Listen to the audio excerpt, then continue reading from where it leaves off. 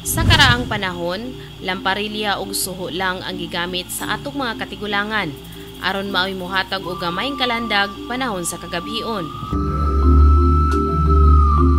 Apan sa kadugay, miabot ang panahon nga migamit na kita sa sugang dagitab. Tungod usab kay hinay-hinay na nga nakaangkon kita og kuryente. Ang kuryente usa sa mga mahinungdanong panginahanglanon sa katawhan. Tungod sa kuryente, klase-klaseng modernong kagamitan ang napahimuslan sa kadaghanan. Og tungod sa kuryente, napadali ang tagsa-tagsa nato ka mga gimbuluhaton nga kanhi mano-mano lang ang atong pagtrabaho.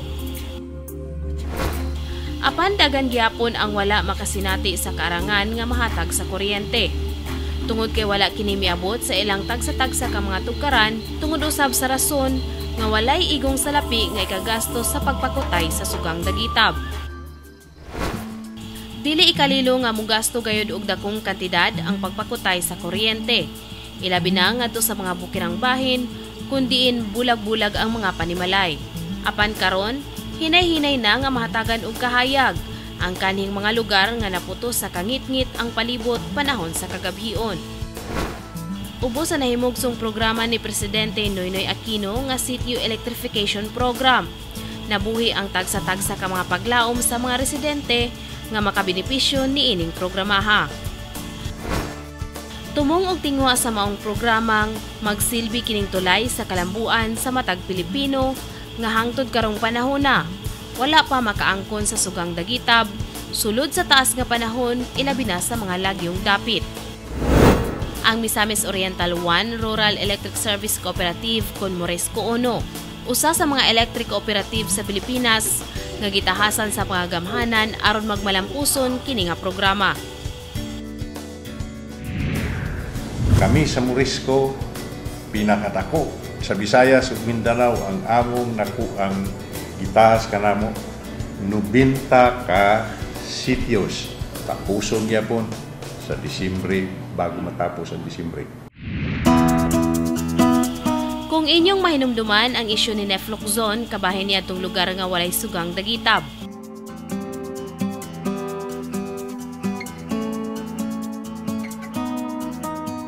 Karon, subli na mong gibalikan ang maong lugar tungod kay usa sila sa palarang sityo nga makapahimulo sa Sitio Electrification Program sa gobyerno. Ang sityo nasagpian, sakop sa Barangay Malanang, lungsod sa Opol, Misamis Oriental. Usa ka mamingaw nga sityo. Kundi napuno sa sagingan, kalubian, duol sa sapa ug maingon nga anaa gayud sa bukirang bahin sa Misamis Oriental. Nunot usab sa walay kuryente ug pipila lang ka mga bubong ang natukod ning lugara ug distansya pagayud ang matag balay. Karon, kalipay ang anaa sa tagsa-tagsa ka mga balatian sa matag residente ning dapita. Sulod sa taas nga panahon sugod sa ilang pagpuyo. Natuman ra gayud ang dugay na nilang gipangandoy nga makabaton sa sugang dagitab. Gani nakatindog na ang mga poste ning dapita isip maoy agian sa pagkutay sa kuryente. Ang pamilyang utok nga gi-feature kaniadto sa isyu karon. Subli na mong gihinabi pinagi sa asawa nga si Meribeth ug mipadayag siya sa iyang gibati. Karon nagpasalamat gid ko sa Ginoo, sa presidente, sa tanan-tanan nga nagkuan sa kanang nanay kuryente na mo karon giabot na gyud. Abot na gid ang pangandoy. Sada malip kana sana kalipay nga nanay kuryente masugaan nami kahayag. Murag wa mi kasabot sa mga gibati.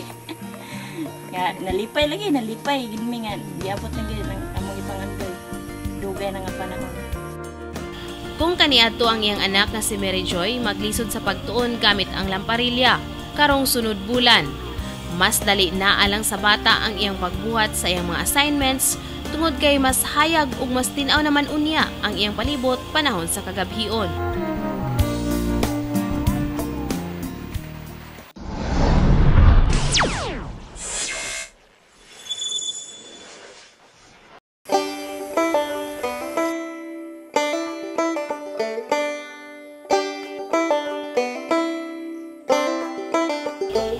Si Mr. Jaimelito Tapay, luma dinhi sa sitio na Sagpian. Sulod na sa kapin 40 katuig siyang nakasinati sa kangit-ngit panahon sa kagabhion. Apan iyang gikalipay, karong umaabot bulan sa Disyembre, hingpit na silang makaangkon sa kahayag.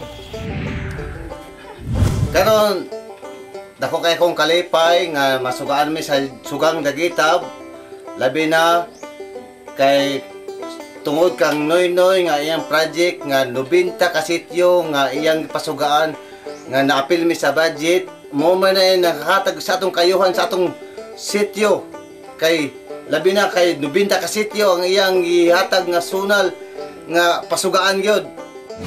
Naglipay kog dako nga nakuryentihan na may dinhi abot sa amo. Rag arang-arang ra karon nga na may kuryente. Salamat sad mi sa among presidente nga naapil mi niya. Samtang si Mr. Dario Amoy, usa sa kapin sa napulo ka mga residente ni Lugara nga makapahimulos sa maong talagsaong programa ang wala magdumili sa pagtabang panahon nga gipangtaod sa taga Moresco ang mga poste. Kalipay ko. Dako kay ko kalipay gani ang pag-ingon nga mo-assist mi pagtrabaho din ni tabang gid mi tungod sa akong kalipay. Og labaw sa tanan, dili na unya sila maulahi sa mga issue ug balita, mapa-international, national o lokal man kini. Tungod kay makatan-aw naman unya sila sa telebisyon, makadungog sa radyo, ug mamahimong updated sa mga gakaitabong kasikas sa atong komunidad, sanglit anaara sila sa usa ka sityo nga adunay igong gilayon gikan sa lungsod ug syudad.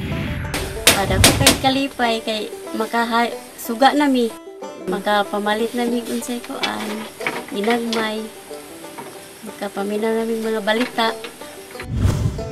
Ang kadagkuan sa Moresco Ono, mipahigayon og usa ka open forum ngadto sa mga opisyales sa barangay, ilabi na gayud sa mga residente nga maoy benepisyaryo niini nga programa. Tungod kay nangayo og tabang ang maong kooperatiba ngadto sa LGU aron magmalampuson ang tahas nga gisangon ngadto kanila.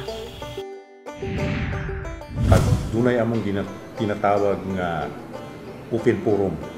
Gitawag namo ang mga membros, ang mga mayores, tanan mga barangay kapitanes ug mga building officials kanang magapirma sa permit, building permit. Among silang gitigom dito sa among Moresco Uno. Dito sila tanan, amo silang gipangutana kung duna ba inyong makatabang ini nga proyekto kay tungod sa kahamubok sa panahon kinahanglan ginamo ang ilang tabang. Labi na sa giingon ni Presidente Mumot sa right of way, sa building officials.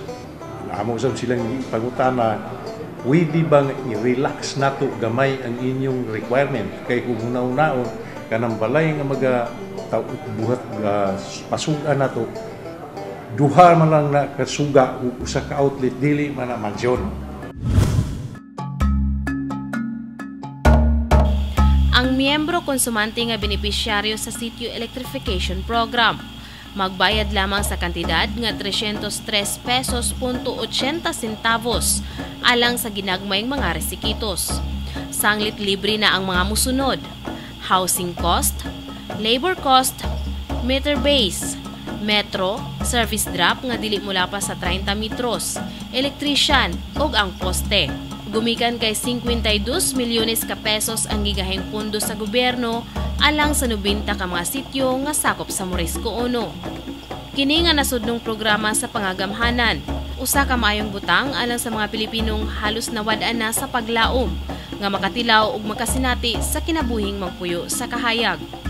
Mapasalamaton kita nga landag ang panlantaw sa kasamtangang administrasyon ngadto sa mga lugar nga kansang naputos na sa kangit-ngit panahon sa kagabhion. Mapasalamaton kita nga dili di ay tantong buta ang gobyerno. Bukas ang ilang mga mata alang sa pagsulbad sa isyong adunay kalambigitan sa kahayag. Kahayag nga gituhang maoy magsilbing tulay sa kalampusan ug mugiya ngadto sa hayag nga kalambuan sa matag usa ka nato. Hinaot nga magpadayon kini nga programa hangtod makabuot ang gitinguhang kalandag sa tibuok nasod. Ako si Jackie Kabatuan alang sa isyu karon Northern Mindanao.